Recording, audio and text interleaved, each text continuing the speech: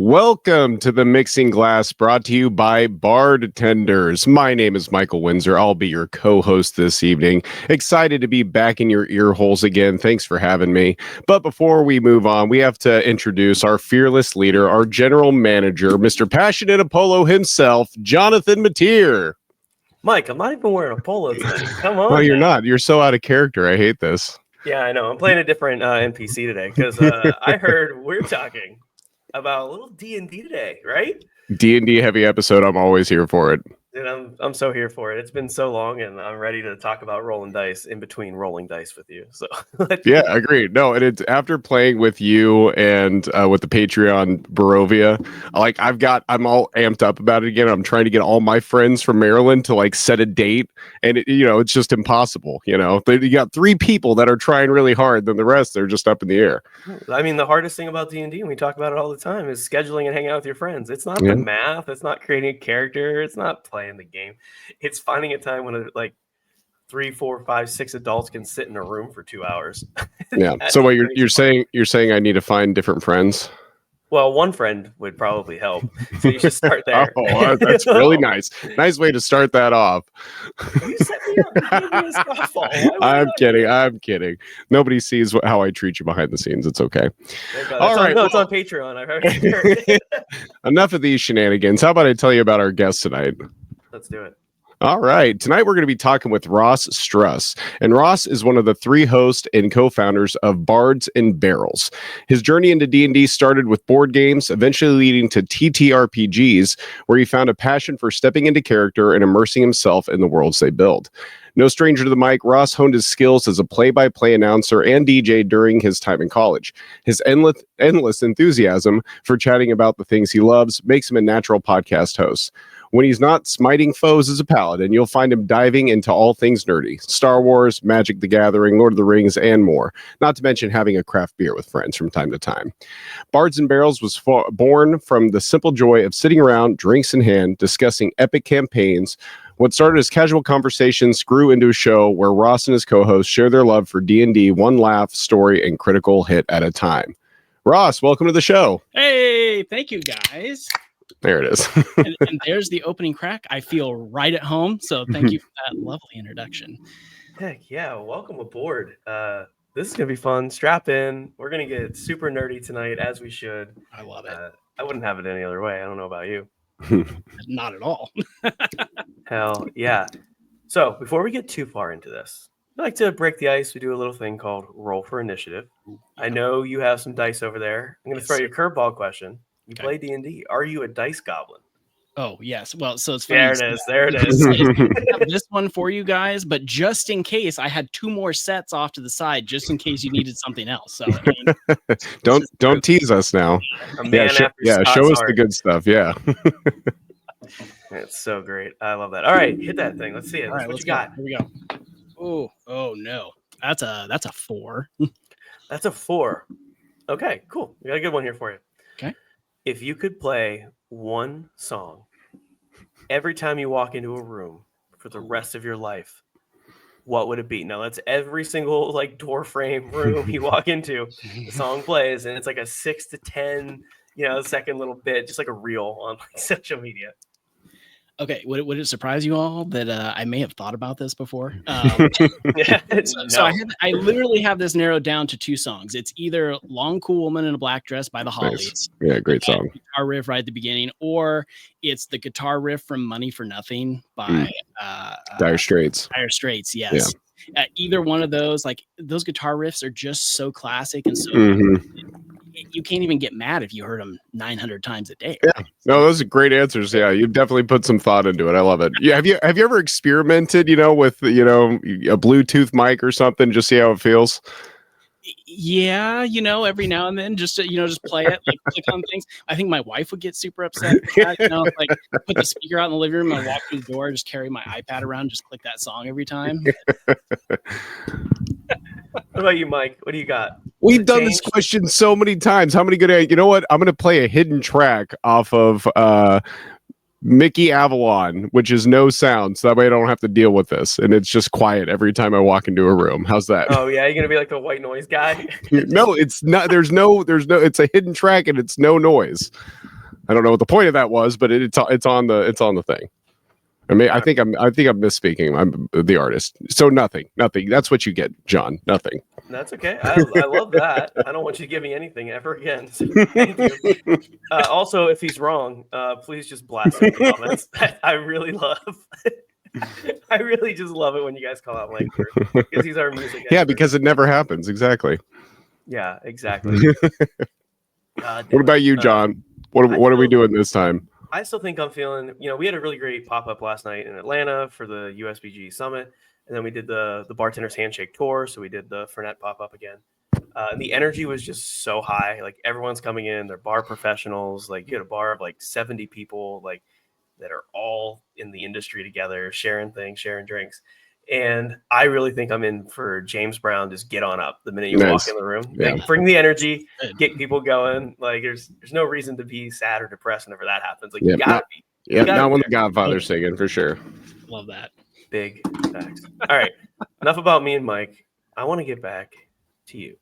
So, usually we jump right into an origin story where we ask people about their careers in the hospitality industry. But tonight we're going to change it up just a little bit because we want to know what your first taste into D&D was. How did you catch the bug? How did you get into tabletop games? What was that moment that got you into it? Oh boy. So funny thing is that this hasn't been that long ago. It's honestly a pandemic story, believe it or not. So prior to the pandemic, we have a group of like really close 8 or 10 friends here in town that we play board games with. So we're talking like Pandemic Legacy, like some of the Star Wars role-playing games and stuff like that. And it kind of evolved to the point where, we didn't like being bound in a story like, oh, I want to become a Jedi in the Star Wars game. Well, I can't do that because that's not one of the characters, right? Darth Vader is, but none of the other characters are there. So that's wild. Really? That's a thing? Yeah. Oh yeah. He plays a Sith Lord, but Jedi? Nah, get out of here. I can't even remember now. It's been so long ago. I don't think you can play as Vader. It's just whoever is running the game gets the pleasure of throwing him in there and to kill the party whenever they want, kind of thing. Oh, how nice. Yeah, right. And so it's like the things you could be was like you could be a Wookiee, you could be it was like a random one-off healer dude. I don't even remember that. So but this is a TTRPG still? No, so this was just like it was more like just a story-driven board game. Gotcha. Okay. And play through it. Gotcha. But it was because that we wanted to really like step outside of that. And it's funny because, once the pandemic started, we needed to find something for us all to do that was virtual. And we got into playing the Rick and Morty D&D set. And I have that module. Yeah. so hilarious. It's a great module, to be honest with you, to play. Yeah. Like it's your first time. I remember the very first room is like just this like 10-foot hallway, and we probably spent 30 minutes in that 10-foot hallway. It's like anybody's first time in D&D. It's like you don't really know what to ask, so you're just constantly like, is there a trap in the room? What's on the wall? What's on the ceiling? We've moved 5 feet. We've been playing for 30 minutes. Who's DMing for that first session? So it's neither the guys that Brett or Phil that co-host the show with me. We weren't playing together at that point, so it was one of our other friends that was doing it. And then we may have made a poor choice after doing Rick and Morty. We jumped right into Curse of Strahd. That's a big gear shift. If anybody ever played Curse of Strahd, and for it to be your like first legit D&D module to play, it was extremely intimidating. Yeah, kiddie pool into the wave pool. Yeah. Yeah. And so we played through the Death House. So we're getting into like D&D proper, still not really knowing what we're doing. I think we spent an entire night rolling characters because we had a full party at that point. It was like 8 of us, and kind of not that we had like a curfew or any like strict rules where we're at. We're in central Nebraska, so it's oh shit. I'm out of Kansas. That's hilarious. Nice. That's awesome. And so like we kind of broke it. We all got together. None of us were sick. We had all been fine, and so we got together to roll characters of all things when all that's going on. And I'm pretty sure we spent probably 5 hours at our buddy's house just rolling characters that night, and then hopping in right into Curse of Strahd, which going from that 15-foot hallway like less than like maybe 2 months prior to like just being in this world and heading down that first street to the Death House was very, very intimidating. And then it was probably within a month or so after that, our DM decided that he wanted to try playing, and we were all pretty new, so we wanted to, give him the opportunity to do that. So then that's where I stepped into the DM role for the first time, and like trying to do that halfway through the Strahd module is also not super easy. So, for those out there that have played this, it was like after we were in Vallaki that we switched DMing. So it was like smack dab in the middle of the plot. Mid-campaign. That's insane. Yes. It's actually insane. I kind of love that. So the crazy thing is like he and I had like almost read through the book together, just so we kind of understood what was going on. And we really didn't have a player's handbook or anything. So we were just winging it on the basic rules through like one of the most complex modules there was. It was a true D&D player at heart. YOLO during the pandemic, right? It's like, who knows if we're going to make it to next month. So let's just go and see what happens. And it ended up, I don't think we ever actually finished that module. Now that I think of it, at some point we started all having kids, and then it just escalates. Like you guys were talking about finding time to play. 8 adults together to play D&D is incredibly hard. And so we even virtually. Oh, even sometimes that's even worse to be honest, because it's like, oh, I've been on meetings all day. I don't want to come play for 3 hours that night. And then one guy joins. And his internet lags, and it ruins it for everybody. Roll 20 really wasn't fleshed out at that point, so it froze every 15 minutes when you had everybody on. If your internet wasn't good enough, it was just an awful slog. Yeah. But we made it a ways through that, and eventually we ended up taking like a 3 to 4 month hiatus, and then that's when Brett and Phil, my 2 co-hosts, we finally all met up for the first time, and then got into a campaign that actually we're still running today. So 3.5, almost 4 years later, we're still rolling through the same campaign. It started out as a module, and now we're into homebrew. Nice. But you know how I know you've done radio and you have a podcast? Wow. Because you created your own segue to talk about how all of you got together for Bards and Barrels. Yep. And your podcast. Look at that natural. Scott, if you're listening, I know you're not, because you don't listen to the Big Class. He's one of our players, obviously, in our D&D campaign. That's how you do a segue. I always gotta give him a shout out. So you guys met. How did you guys all come together? How did you guys decide that this is kind of what you wanted to do? And walk us through that.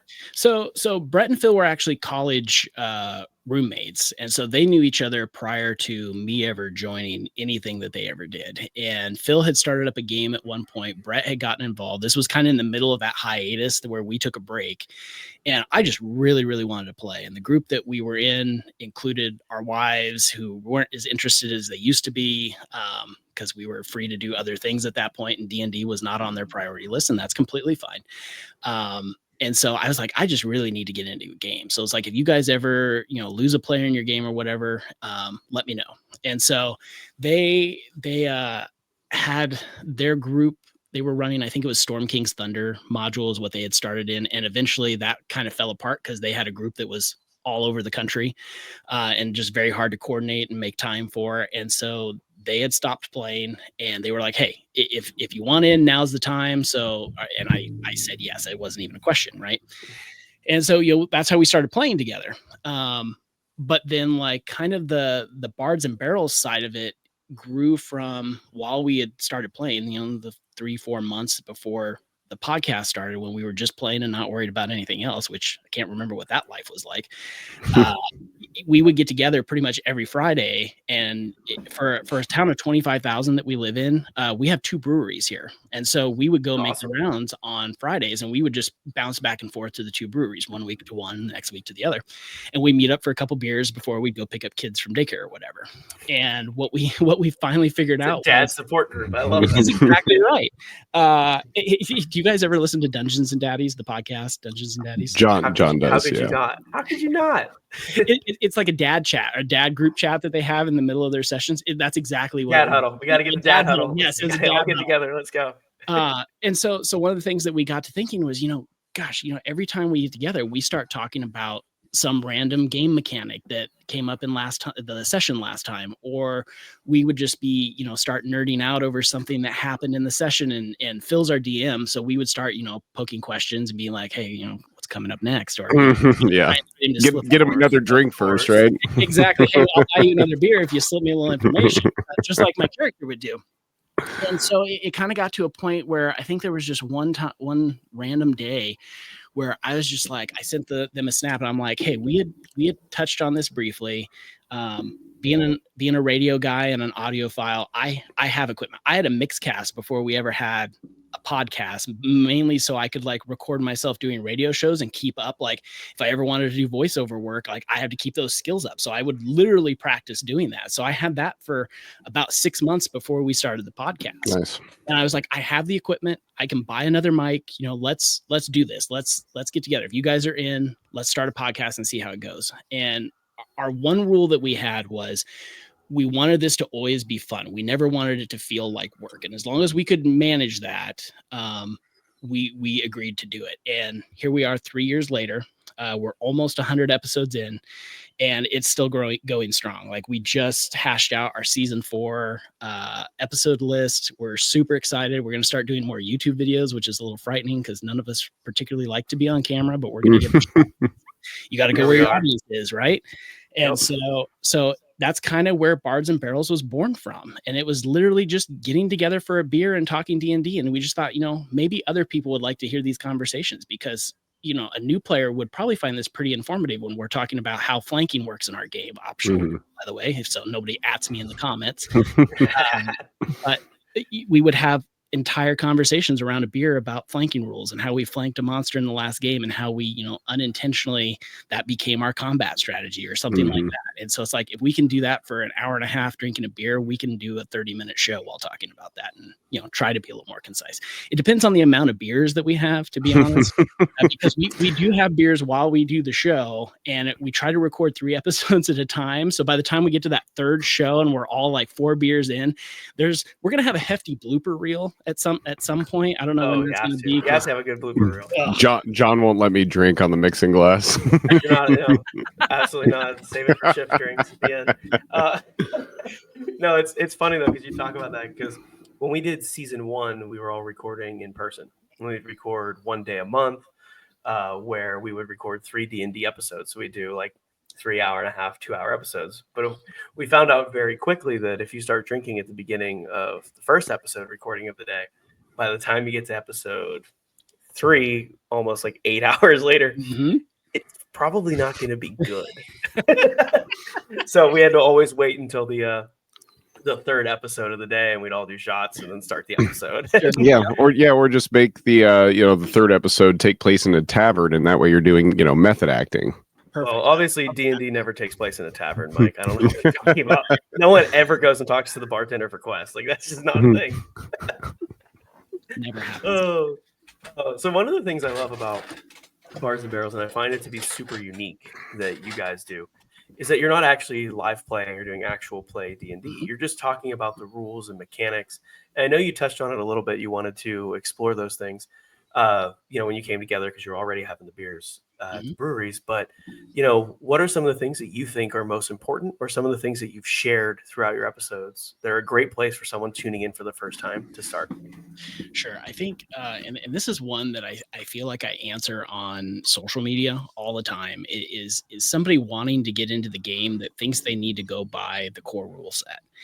And particularly if you've never played before, my honest to God answer to them always is just go download the basic rules and use dice off your phone. Like make sure you love the game. I'm sure you're going to love it, but there's always that barrier that people think they need to spend egregious amounts of money to start playing this game. And it's really not true. I would much rather you go download that stuff and play without ever buying a single book, even if that's just you coming up with a story, with your buddies some night, a la Stranger Things in the basement, and play around with that. Make sure you love the game before you start a lot of money into it, because you really don't need to. You would probably find pretty quick that you have a lot of fun just doing whatever story you want with a basic understanding of the rules and dice on your phone. You don't need other things. Now, are you going to devolve into buying the books and becoming a dice goblin and all of that? Absolutely. I don't know anybody out there that loves the game that hasn't bought half the stuff, and you can't see it, but I have like 2 shelves over there full of D&D books because I can't resist buying physical copies, even though I can have them online, but I still need a physical copy. And especially with the books too. I mean, the way they're art books too. I mean, there's beautiful fantasy illustrations in all of them. So, even if I'll just take my monster manual out sometimes when I'm on the hammock and flip through it just because, I love that. And especially now too, with things like D&D Beyond, you literally just have to have an email account. You can log in, you can create a free account, you can build your characters. Sure, you're not going to have access to every single, every single part of the game, but you'll have enough to be able to start. And hell, with above VTT now, you can even play directly from D&D Beyond right online. It's really incredible. Do you guys play 5th edition? We do. I think we're gonna look into doing some 2024. We've talked about the books a little bit on the show. We haven't played it explicitly yet, but we're probably gonna get into that. We've also played some Candela Obscura, so we've gotten out of the D&D world a little bit too. And what's Candela? Candela is it's a product from Darrington Press, who that's the press that Critical Role, the folks from Critical Role started, and it's almost like it's a very slimmed down game where it's more like this secret society that hunts down monsters. Think like Victorian England kind of thing. It is really cool, and I think we're going to spin off part of our homebrew that we're doing. One of the things we like to do is we pass around who is DM. So like the main story is Phil, and then we'll do like little shoot-offs with characters that affect the main story. And I think I'm going to be taking one over here soon where it's going to take place in Candela. So it's like we're even crossing some boundaries within our overarching stories and stuff too. Yeah. Well, that's how you do it. Do what's fun for you, right? That's exactly why you play D&D. Whatever makes sense. Not everyone has to follow the same traditional path. Just have fun. Since we've tapped into that, are you going to check out Daggerheart? We're going to dive in. Probably at some point. I did not pre-order it, mostly because I haven't read through at least 3 or 4 books that are sitting on the shelf that I'm staring at right over there yet. For whatever reason, well, not for whatever reason, Facebook was giving me ads for it's a module called Crown of the Oathbreaker, and it's like this massive book. And just on a whim, I asked for it for Christmas, and my mom got it for me. And so it's like, here's this like 900-page module that's a campaign setting. It's the story, everything all in one, and it's so intimidating. But I'm like, I can't justify buying another one yet until I see what I have. And especially since it's it's another completely different style of gameplay, so it's like I don't want to dive into something just yet, but it's on my radar. We'll probably get into that eventually. So I love that. So what are your favorite types of episodes that you guys do? Do you love like the characters where you talk about how to create characters, or do you love some of like the more mechanic-y, grindy stuff? Like what are your personal favorites? Oh man. So personally, I love the mailbags because I run those and I'm not the one answering the questions half the time. And very rarely do I let Brett and Phil know what questions are coming out of the mailbag. So it's kind of like dropping them on them a little bit. I really enjoy those because we're very off the cuff on those. Like we don't really plan much of those out other than me collecting the questions. There's a little more editing that sometimes goes into those depending on the questions. But the class reviews we did were a ton of fun, mostly because in my time playing, I've only played 2 or 3 classes, to be honest. I played a wizard, I play a paladin as my primary, and then I played a rogue.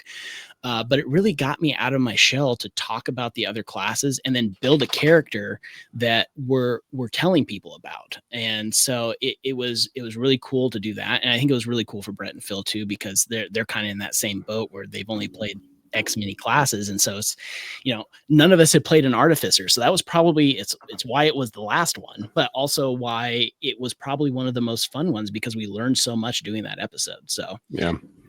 And with that said, I love the opening crack episodes we do because it's where we really went back and we melded the having a beer with D&D, and it was something completely different.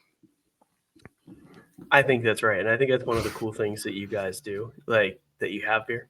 I'm gonna stop you really quick. My dog's down here with me. I'm gonna get him out really quick. Yeah, go for it. Okay. Hey, John. I just want to make sure that I wanted to ask him what his favorite homebrew rule is, and maybe an official rule that he doesn't like. Should I wait? Is there going to be a section for that, or should I just find a good time to ask it? No, this is good. You can do that now, and you can say. I'll wait. I'll wait till it makes sense in the conversation. It's fine. Okay, cool. Okay, sorry about that. You ready? All good. Don't sweat it. That's why we do this and we edit. I'll count us back in and I'll jump on in. Okay. 5, 4, 3. So you mentioned the opening crack, and I think it's a really fun part of the show that you guys do because you have the mailbag, you have these other parts that come together. Mm-hmm. But this is where you guys actually just all kind of shoot the shit and drink some really good beers from craft breweries, which is super neat. I'm going to ask you about some of those too. But you mentioned pairing D&D and beer, so why do they pair so well together? Gosh, I honest to God think it's a historical thing. So it's like, you look at the history of beer, monks and priests brewing beer mostly because people needed potable water back in the day. But, but because they did that, it brought people together for the purpose of going to get that. And then, fast forward a little bit, and then that was in a tavern. And so people would gather, and that was like the social center of where everything happened. You went to have a beer, and that's where you met up with your neighbors because you probably weren't chatting with them normally. Maybe you were, I don't know. But then when you think about D&D, it's like everybody has that quintessential moment where you're in a tavern talking to the barkeep to get your next quest. So it's like it's a place where history and the fantasy actually overlap. Right. And everybody has a social encounter in a tavern, and they go in, and regardless of your age, for better or worse, you go in and you order an ale. Right. And so it's one of those things where it overlaps so well. And who doesn't like going to a tavern? I mean, that's really what it boils down to. It's the social center. I love it so much I work in them. So absolutely, yes. Oh no, I love that. I think that's actually a really great metaphor. We talk about the third space a lot on the show. Your first place being your home, your second space being wherever you work, and your third space is where you go to process everything in between, to talk to your friends, strangers, neighbors, whoever it is, right? And that's kind of what taverns have been for almost forever since they came to be. Absolutely. Yes. And it's funny. So we actually partnered with one of our local breweries this last year, and they hosted a monthly D&D night. And as soon as we heard they were doing that, we're like, oh, we need to get in on that. And they ended up having, D&D is one of those things where it's like, until you start playing, you don't really realize how many other people play D&D until you get in that community. And you're like, oh, you play too? They had 40 people show up. I was going to be surprised if they had like 15, but they had like 40 people show up, and they had like 8 tables, 5 rolling. And well, it's like we talked about earlier. It's so hard to get people together that when a place is like, we're going to host it, come on out, they're like, thank God, it's scheduled. I didn't have to do it. Totally. Sorry, yes. Go on. But no, you're absolutely right though. And the other incentive was they had like a discount on beers. So showed up, and I think they do. I don't know where mine is right now, but they have like a mug that they gave everybody. So it's like you paid $20-$30, you got the mug, you got the discount on the beers, and then they scheduled everything for you. You just had to show up. And a really cool thing that they did was they actually had a single story. So each table was doing their own sessions, but it all was going to a singular point where at the end of it was basically their second to last session, they all came together in this massive battle against Vecna. And they had a system set up where they had an overhead projector on the wall with a countdown with the HP of Vecna on it, and each table was doing damage that was counting toward that overall HP of Vecna. So but they were going on their table's roll initiative. So it's not a 40-person initiative order. That's great. Cool. That's really cool. It was really sweet. And then they threw some curveballs of like Vecna would use like a legendary action that they made up that would cause almost like a plane shift for one person at every table. So every 20 minutes, he would cause this plane shift, and they would shift someone to a different table. Oh, that's great. I love that. Playing with different people all That's awesome. So you had to play with completely random character. You have no idea what they do, what their backstory is, and all of a sudden they're just there fighting. Yeah, and the only thing you had in common when you hopped to another table was Vecna was still there, and you still had to beat the crap out of him. That That's the only awesome. Common thing there was no time for the pleasantries and finding out who these other people were. All you knew was you were all hitting the same person. That's so funny. There's so many fun role playing opportunities there too. Yeah, absolutely. They all had a blast. We did like a wrap up show with them. It was our first live show that we ever did. We went down and did a show with them where we just talked about what they did. I have not edited that yet because that was a bear. It was like a 90-minute bender we went on. But the funny thing is I loved what they did so much that I think Brett and I are actually going to be like the god DMs for them. So nice. we're going to like DM a session for their DMs to like get them into their games. And then we're going to disappear for like 10 weeks while their parties play out certain things. And then we come back at the end for like the boss battle. Oh, So it's going to be a really fun. cool, I actually have a meeting about it tomorrow night, but it's going to be Mike, it looks like you're road tripping. You're so close. that's well, they're big states. Okay. It depends on it. Well, you're central Nebraska. Yeah. That's a ways away. Oh no, they're massive. I have driven across them. Oh man. So one of the other things that I think is really great here, you talked about how they pair so well together, and you mentioned the bartenders giving quests. And I know people that love craft beer go on quests to find new flavors, new experiments, the rare ones that are sought after. So I think we need to talk a little bit about just your general love for craft beers and kind of how this has slowly developed as a hobby over time. Because once it starts, it snowballs. It's like bourbon collectors, right? You get one bottle in the back bar, you get 2, 3, 4, and then you have a whole fridge that's basically stocked with different craft beers, and you're like, no, I'm saving that one for a special occasion. Yes. No, I'm saving that one for when my friend comes over. I promised him I wouldn't cheat on it with him. Yep. So it's kind of funny because I was the quintessential light beer drinker for years. I just drank Coors Light, right? And it really kind of came down to the craft beer scene in Nebraska has grown quite a bit over the last like 3 to 5 years. And a lot of that has helped us branch out and try different things because, most bars are just going to carry your standard domestics. You might get them to branch out and get a Boulevard, which is from Kansas City, or something like that. But it didn't happen very often. And really, I don't consider those craft, but I think they consider them craft beers. I don't really consider like a Boulevard a craft beer anymore. It's more of a standard domestic in a lot of ways. But it's that middle ground. It's in between, right? It is. They haven't got purchased by a macro distributor yet. They're still kind of like at their like max capacity, but they're not micro and they're not really local anymore. So they're in that middle ground. Yes, for sure. And so really it just kind of came to the fact that my wife's family is from Colorado, and then Brett, his wife's family is from the eastern part of the state, and he has family down in Kansas City as well. So when we would go visit family, the craft beer scene in Missouri and in Colorado has been thriving for years. And so you go out there and you visit, any kind of a liquor store, like they have coolers and coolers and coolers full of these craft beers that have, it's kind of like shopping for wine, so you shop at the label and what looks really cool, right? And eventually, you just try enough that you kind of settle on things that you really like. And I know what I like, but as a group with like doing the opening crack, we just kind of wanted to bring things back to the table to show people that you don't have to be intimidated by these kind of things. That's really what we're trying to do. We don't really overtly tell people that, but it's really because one of the things we do is we kind of created our own challenge rating scale for beers. And so whenever we try a craft beer, we rate it on a scale of 1 to 20, and like 1 on that far low side is going to be like your domestics, cream ales, things like that. And then the 20s are going to be like imperial stouts and triple IPAs and stuff like that. Yeah, and so 10 plus percenters. Oh, absolutely. And so that's where, we tried to rate that on approachability, and I didn't want to call it an approachability scale because that's just weird. So we just left it as CR. But then that's better. It's at least a little more relatable for D&D.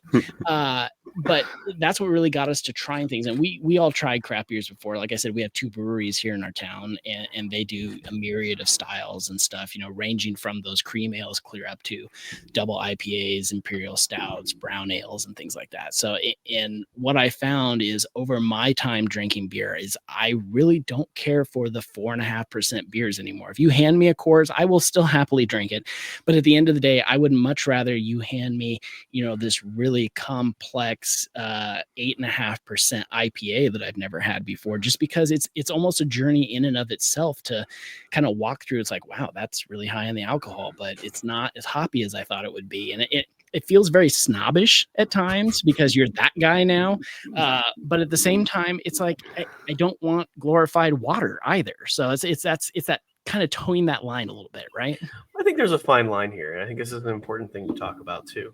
You're allowed to enjoy beers like that. You're allowed to, have these experiences, but it's how you interact with other people while you're enjoying them that I think makes you that guy. and you definitely don't seem like you are that guy. No, I certainly don't sit at the bar and say, hey man, you should try this IPA. I want to get a couple IPAs in you first, and then see what happens. Okay, Well, you might only get one or two if you're drinking Yeah. 8.5%ers. So. I mean, don't tempt me, man. Yeah, he's back in his, throw it back to your Rick and Morty campaign. You walk into a brewery, it's 100 square feet. You have 2 beers. You've only moved 5 feet. And you're like, well, I guess we're coming back next week because I didn't get very far. If you have 3 9% beers and you roll for dexterity at the end of the night, below a 10 is going to mean you need a ride home, or you may not make it out the door. Well, I was going to say, first you got to roll perception to find your dice after that many beers. That's true. Good point. And then you just cast locate Uber and you're good to go. Perfect. Yes, absolutely right. So, 2-tiered question for you. Mm-hmm. 1, what was your first craft beer that you remember being the one that you're like, now this is beer, right? And then what is the beer that you guys as a group have all come together so far and said like, oh, this is the beer. Like it's the top one that you guys have tried. Sure. Okay.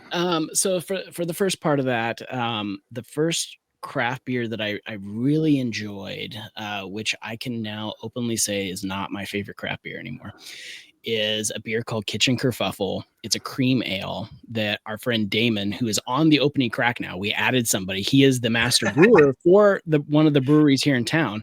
Cool. Because mainly we just wanted to add, he's a good friend of ours, but we mainly wanted to add somebody who actually knew what they were talking about. Sure. Not just us, spitballing about, well, this is what we think it tastes like, and this is good to us. We wanted somebody who could actually talk a little bit about style and what this means and how it's made.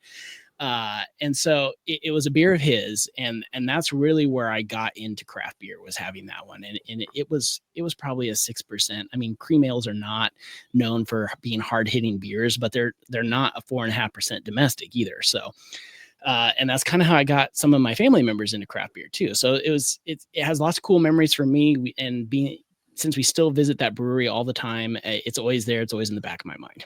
Now, all right. So now hold on. We have to ask the follow-up question. Yep. What's the origin for the name, and does it have cool can art? Because that's important. So the funny thing is Damon is also a pastor at a church here in town, and so all his beers. It's funny. You were talking about the priest brewing beer. Right? That's so funny. Exactly. Brewer's cleric. So does he have that little monk hairstyle too, with the top shaved? No, I'm sorry. I'm sorry. Go on. I'll bring that up on the next episode, though. It's all his beers are named after experiences he's had as a pastor. So Kitchen Kerfuffle came from cool. like a little spat that he observed in a kitchen at a church one day. All his beers are named that way. So it's like a brown ale that he brews, which is absolutely fantastic, is called Bats in the Belfry, because the church here in town has had a bats problem. So it's like that. That's a great name. It's one of those things, you'd see that in your, like, if you're a spooky Halloween person, you're like, oh yeah, I've got to get that. Little do you know that it's brewed by a pastor. Yep. And it's always really funny that I tell people that one of my best friends is a pastor and he brews some of my favorite beers, and they're like, what? And so it's like, not many just go for that. Yeah, I wasn't sold on church before, but yeah, does he have a holy water? That's a good question. Is it non-alcoholic? I don't think he has a non-alcoholic beer. I think he's talked about dabbling. You can suggest it. It's called holy water.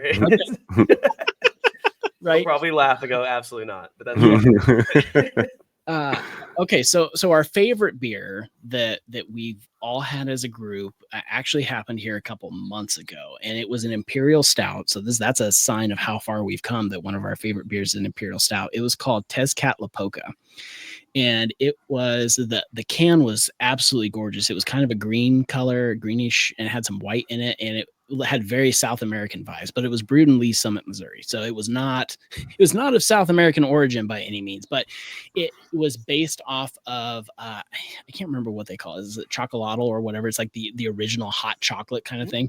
It's like spicy hot chocolate from Latin America. Exactly. And I kid you not, this was a beer that, like, when we poured it in the glass and you would like swirl it around a little bit, it looked like it stuck to the sides. You would swear to God it was motor oil.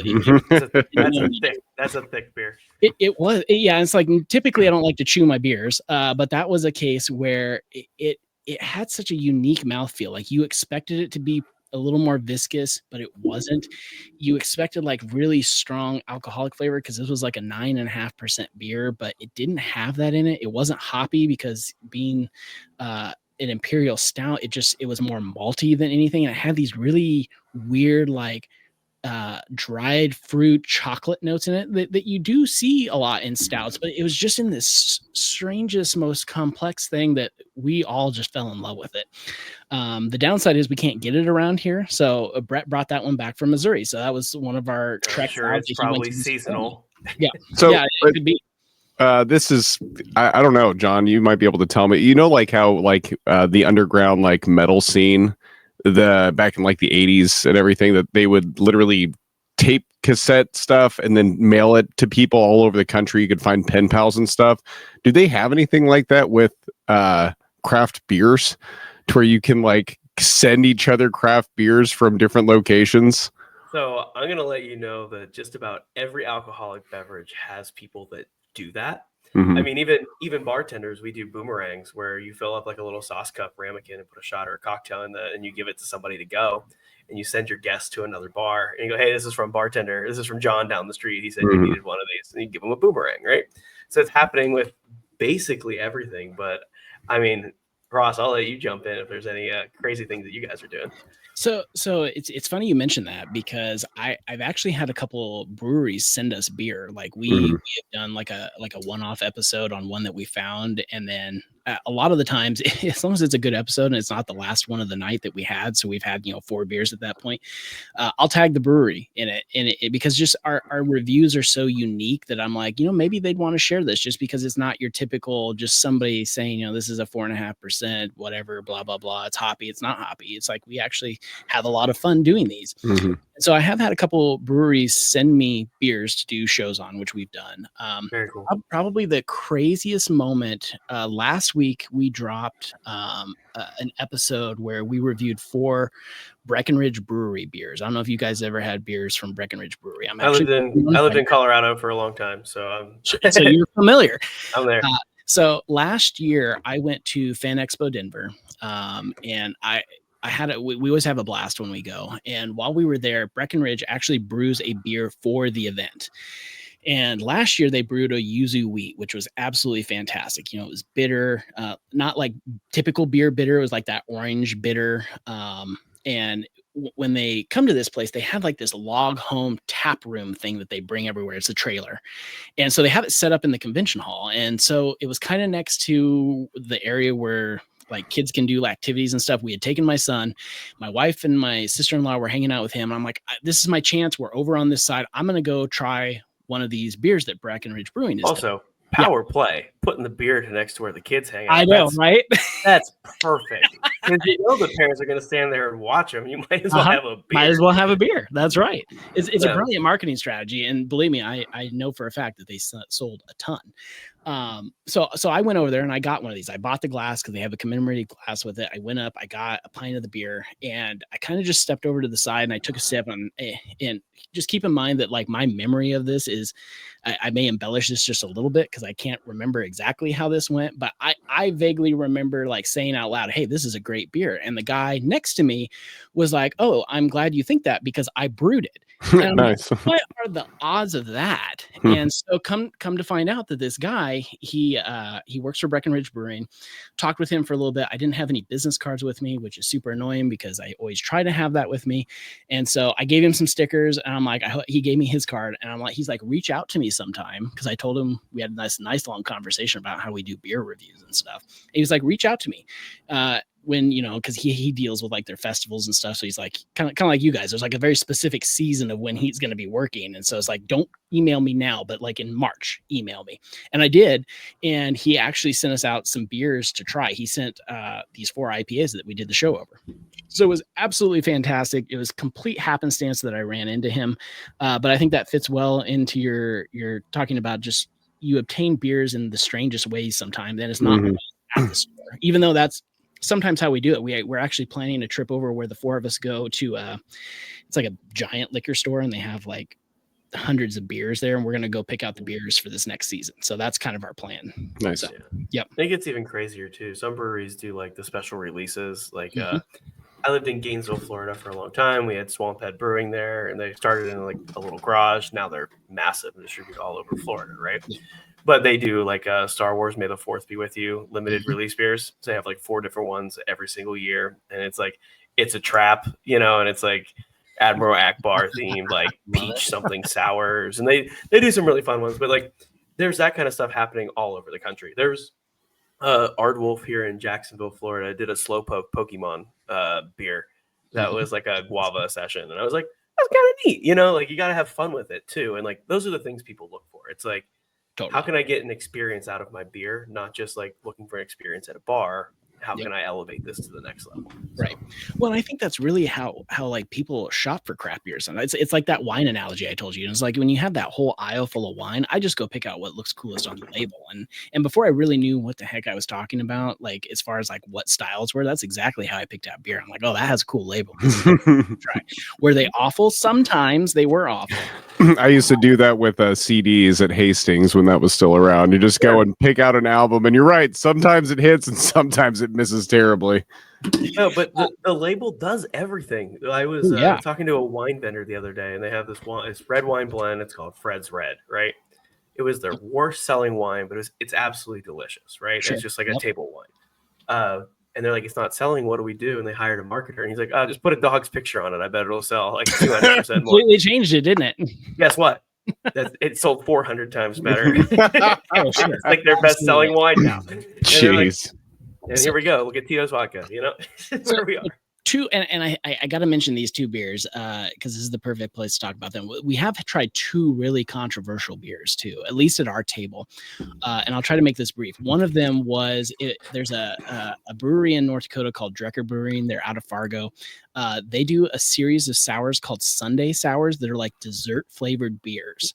And we tried an orange dreamsicle one that they had, and it was absolutely fantastic. Like you could float a scoop of vanilla ice cream in that, and it would be amazing. I was gonna say, kind of like a milkshake IPA. Yes, it was a milkshake. Well, it was a sour. So I don't remember now how exactly they classified it. Now that you say that, but it was such a unique beer. And speaking of dogs, the Chonk name, because they call them Chonk Sunday Sours, was named after a cat. So there was a cat on every one of the labels, and they're super. There it is. And the other controversial one that we have. Wait, why is it? Hold on. Why is that controversial? Well, because there's what defines a beer? Because it's not like children are brewing it or anything like that. No, not like legit controversy. More like just sparking arguments between us at the table, like what actually is. That's not a beer. Yeah, I gotcha. Yeah, it wasn't hoppy, it wasn't malty. Technically, it was a yeast. You know, they use yeast and they has alcohol on it, so they classified it as a beer. And I'm sure the base was a legit sour. Anyway, that's beside the point. The other controversial one that we did was just called the sour pickle beer. I don't know how you guys feel about pickle beers. I love pickles. Yeah, I love pickles. But also, I love weird stuff. So I'm not a good sample size here. So I feel like now you need to come on our show, and we need to somehow figure out a way to get you guys a pickle beer, and we all try. That's what I'm saying. We need to start an underground mailing thing. We'll pop it in the Discord, and you just be like, look, I can send you these craft beers from my location, but this is what I'm looking for in return. Yep. Absolutely. So anyway, this pickle sour, it was so unique because most pickle beers that you try are typically like a lager or pilsner base in them. So it's more like pickle flavor in a standard beer base. This pickle sour was brewed with pickle brine, and then they added pickle brine after the fact. So not only was it like it was a legit sour beer base, it was like punch you in the face sour, but it tasted like pickle. So it was like you were drinking the brine, because that when they added it back afterward to add that saltiness to it, I absolutely loved it. I could never have more than one in a sitting. Sure. But it was an amazing beer. My colleagues did not, especially Damon, did not like it because he's a very straightforward beer drinker. He loved the Tezcatlipoca. He did not like the pickle sour. So, but that's fine. To each their own. More for me. Yeah, exactly. Yeah. It's a Colorado brew. So if you're ever out in that area, I think it was brewed in Fort Collins, if I remember right. I can't remember the brewery name. But if you're ever out there, look for it because it's a solid Done. Beer. So, all right. Well, I think this is. Hey, go ahead, Mike. I was going to say, we're talking about how beer mixes with D&D. Dungeons and Dragons. I had a couple questions when we were kind of talking about mechanics. I hope this is okay to throw it in here, John. I wanted to ask, what is your favorite homebrew rule that you guys have? Oh, homebrew rule. Okay, so this is one that I've also talked with people a lot about, and it has to do with like crit hits, right? So technically the book says, when you roll a nat 20, it's an automatic hit, and then you should roll your damage dice, and then you should roll it again. Well, I do not like that, and I know a lot of people. Bummer. It It's is a bummer. If you hit a minimum damage roll. Exactly. So if you roll your damage once and it's a crappy damage roll, and then you roll it twice and it's another crappy damage roll, then what was the nat 20 worth, right? Exactly. So we do when you roll a nat 20, obviously it automatically hits still. Full damage. Full damage, yep. And yeah, we do that too. Especially and then you roll it again. You roll it again, right? Yeah, well, actually, we don't even roll it again, so it's full damage both dice. So wow, nice. Dice is 6d8s. Then you're doing 80 damage. The flip side of that is the knowledge that the monsters can do the same thing to you, and then that probably their HP is adjusted to account for a few nat 20s happening in the combat, which I'm okay with. It's all an illusion. It's all just an illusion, and it's just how the dice roll and how you actually get to play the game that makes it. Right. And then this one really isn't a homebrew rule, but we do use the flanking rules that are optional within D&D, mostly because I am not one that likes to limit strategy for anybody. So if you're going into combat and you're like purposefully flanking somebody to try to beat them down, then I want to reward you for doing that, because you probably took some risks at some point, putting your tanks in a position to where they can allow that flanking to happen, right? And so I don't want to dissuade you from doing that. And so it lends to good battle strategy, and so that's why we use it in our games. So like the flanking is basically if you're fighting an enemy and one of their enemies is within 5 feet, then you get advantage on the attack rolls. Is that how that works? Right. So it's like if you're the monster in front of me and I have somebody directly adjacent on the opposite side of you, then technically you are flanked at that point. They can't be to the left or right. They have to be on the opposite side. Okay. So go on. Once you're flanked, everybody who's attacking you gets those flanking, gets advantage on those attack rolls. But you basically have to be on the opposite side, because I was going to ask, would that potentially take away from like certain rogue abilities, like cunning action and stuff, to where you can, I don't think it's cutting action, but if they're fighting somebody, you get advantage on that. But that makes more sense, that if they're actually on the opposite side, they can get that advantage, but not just if you're fighting them together. Correct. And when Phil plays, he always plays a rogue. Even if he's not playing a rogue, he finds a way to turn a character. Turn it into a rogue. That's a really sneaky wizard you got there, buddy. It annoys the crap out of me, and he knows it, but I also love it because I'm usually impressed that he managed to get some of those skills out of other classes. But the cool thing with rogues is, you have to have advantage on the roll to do a sneak attack, right? So it's like if you have an enemy flanked and everybody gets advantage on those attack rolls, then all of a sudden they can pop in and out with their sneak attacks. It's advantageous for a rogue too. It's the best part. Best part of being a rogue. Yep. And really that goes back to the battle strategy. So it's like, if you're putting yourself in a position to make sure your players are the most effective during a combat, again, I want to reward that at the table. I'm absolutely thrilled that you're thinking that way. So let's do it. Why not? Love it. All right. We have one more question for you here, and it comes from our Patreon. We have a whole bunch of community members, bartenders, hospitality professionals, people adjacent to the industry that are in there. And Dr. Dev, our DM for our Patreon campaign that we're doing for the Ashes of Barovia, the follow-up to Struss, which is kind of fun. He has a really in-depth question. And Mike, this one's for you too. This is open forum here on this one. So it's kind of neat.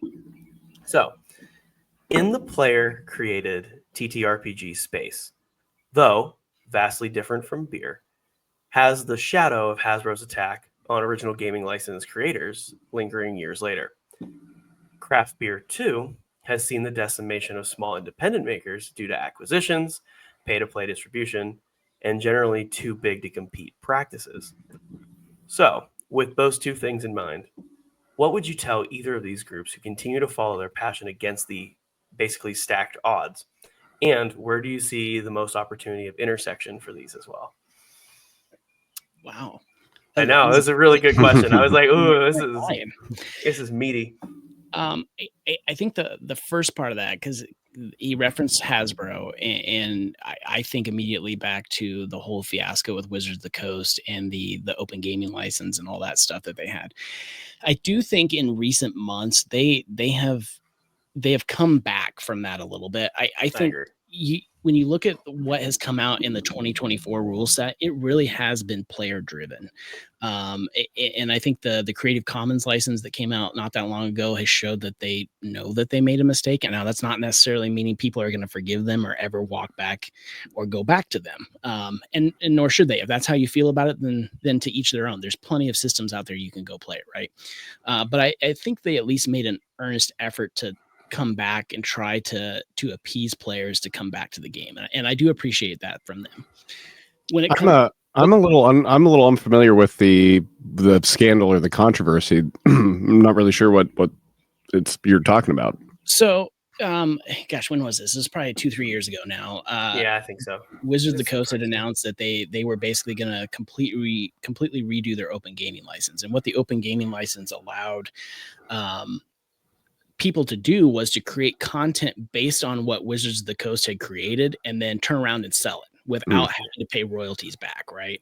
Critical Role, not another D&D podcast, right? Basically what we do too, Mike, whenever we're creating our own characters and custom builds and things like that, that's using the open gaming license.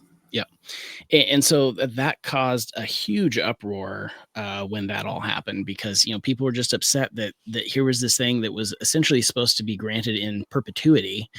And all of a sudden they were yanking all that back to try to come out with something new. Well, it just people who had been around the game for a long time were extremely upset about that. And again, I get it. And I think that's what turned a lot of people off and pushed them to other gaming systems. About trying to revoke the open status. Correct. Oh yeah, fair. That's initially without knowing anything about it.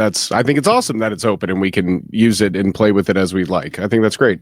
Yep.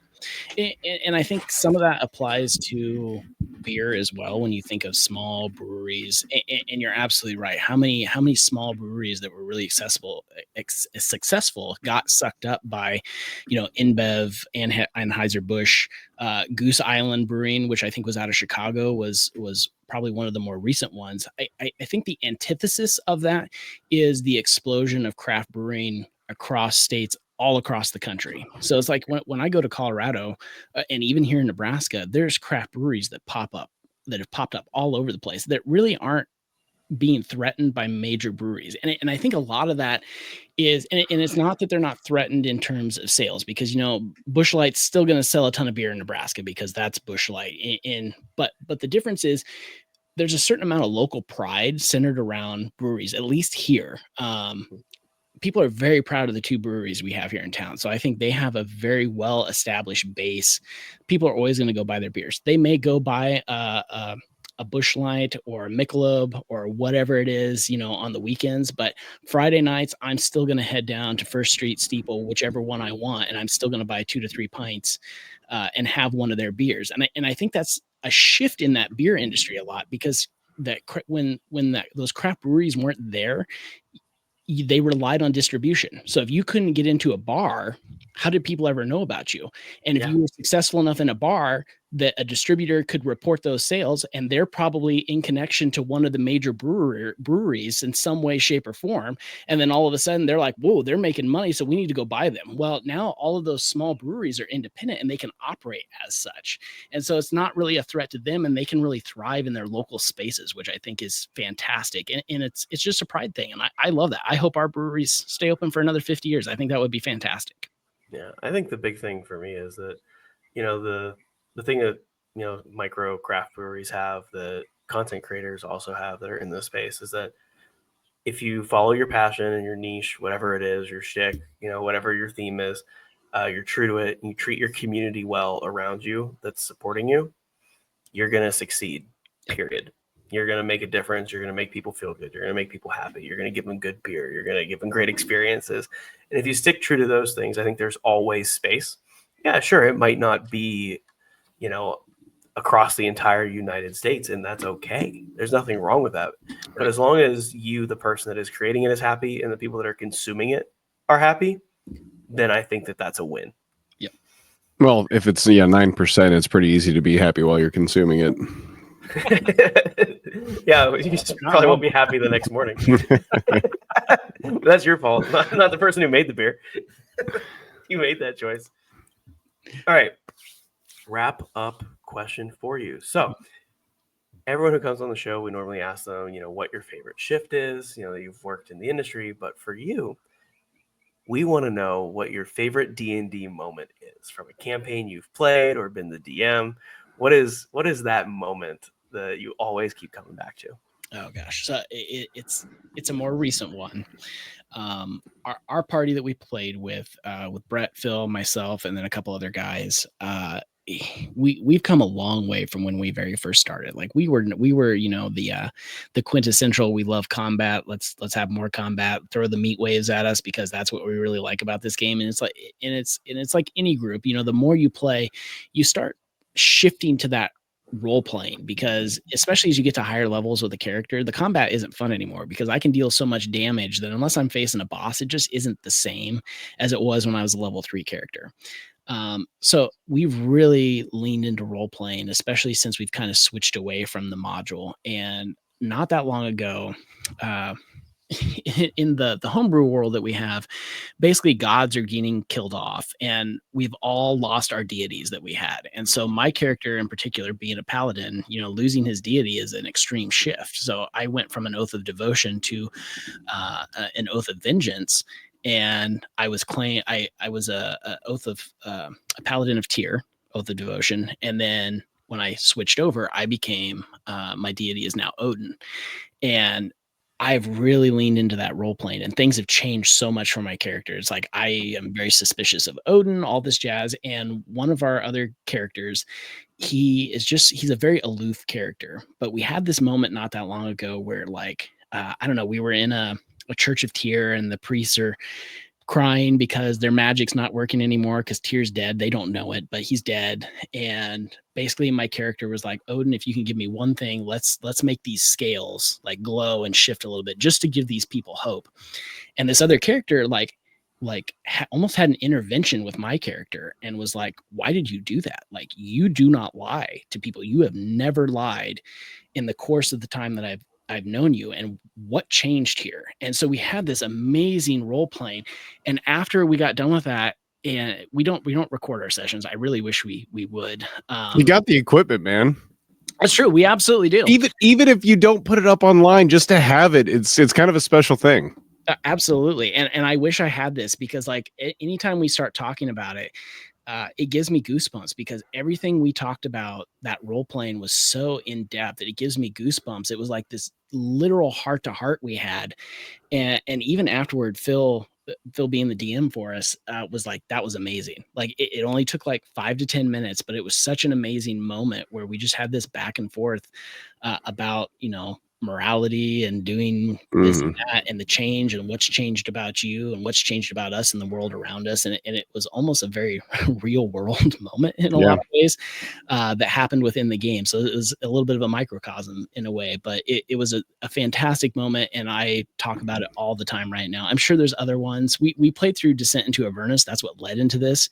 And that module in itself had so many excellent moments within it. Like we redeemed Zerial and did all that had some cool moments, but that one role playing moment is the one I come back to, just because it's almost the pinnacle of where we've come from when we started playing to being like super combat heavy to spending 10 minutes just talking about changes in morality in our game. And it's like, where did this come from? Like we've come a long way. So, and I love how D&D can be that medium to reflect real world stuff into a fantasy realm where you have a little bit more control, but it still can bring those same existential, deep thoughts, out of the people playing it. That's one of the reasons why I love the game. Yep, 100%. The threads that connect us, right? Like it's so incredibly special. Yep. Ross, thank you so much for being on the show, sharing Bards and Barrels with everybody. Yeah, this is great. Well, hopefully we can do a little crossover one of these days, a little cameo in the campaigns, have you come in and mess with us a little bit. That would be fantastic. I'd love that. Yeah. I think you guys should come on and have a beer with us. I think that would be very I'm a lot closer than John, so. That's true. I think Mike's the one that's road tripping on this one because he's there. Yeah. No, but we always like to do shout outs at the end of the episode, and people want to know, where can they find you? Where can they find the podcast? Where can they tune in and listen? So give them a little taste. What do you want to plug here? Oh man, well you can find Bards and Barrels anywhere, which is fantastic. You can literally anywhere you listen to podcasts. You can find us at bardsandbarrels.com. The episodes are always there as well.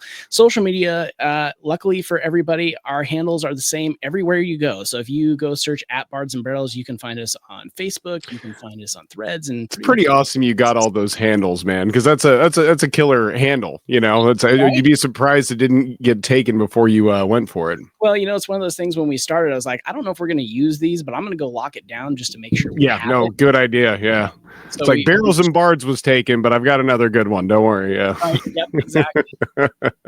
so yeah, absolutely. Come check us out. Like I said, we're going to be doing more YouTube videos in the fall. So hopefully we're going to be rehashing some of the things we talked about on the podcast, just because it's a little bit different audience over there. So we might jump back into some of the class review stuff and with a 2024 twist and things like that. So, and we're looking forward to season 4. We actually have like 2 episodes left and we're done with season 3.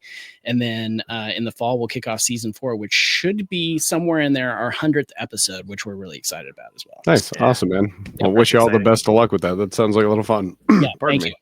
Got a frog in my throat there. All right. Ask me, John. Ask me. Ask you.